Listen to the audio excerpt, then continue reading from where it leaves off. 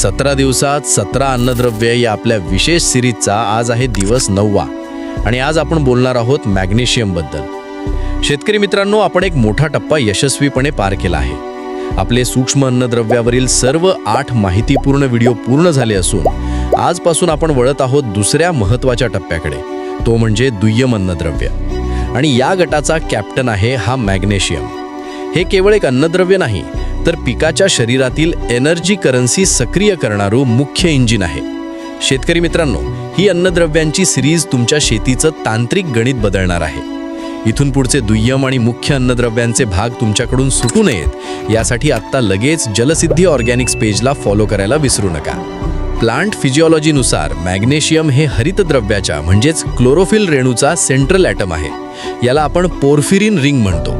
सोप्या भाषेत सांगायचं तर जसं मानवी रक्तातील हिमोग्लोबिनमध्ये लोह केंद्रस्थानी असतं, तसंच वनस्पतीमध्ये सूर्यप्रकाश शोषून त्याचं अन्नात रूपांतर करण्यासाठी मॅग्नेशियम हा एकमेव केंद्रबिंदू आहे। मॅग्नेशियम नसेल तर प्रकाश संश्लेषण म्हणजेच फोटोसिंथेसिस प्रक्रियाच ठप्प होईल आणि पानं पांढरी पडू लागतील। विज्ञानाचा अजून एक सखोल पैलू म्हणजे मॅग्नेशियमचा ATP म्हणजेच ऊर्जेचा साठा आणि इतर अन्नद्रव्यांशी असलेला संबंध।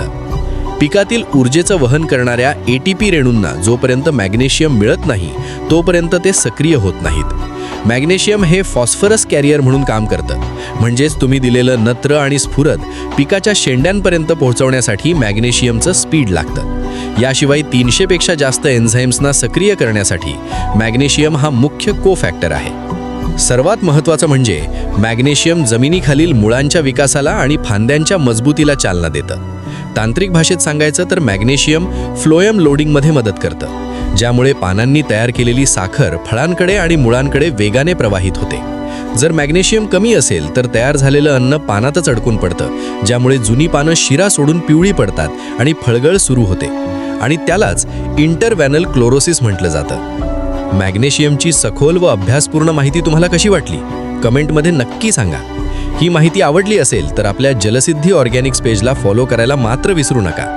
हा व्हिडिओ लाईक करा, सेव्ह करा आणि आपल्या शेतकरी मित्रांना शेअर करा। चला तर मग उद्या भेटूयात कॅल्शियम या अन्नद्रव्यासोबत, जो आहे पिकाच्या पेशींचा पोलादी कणा।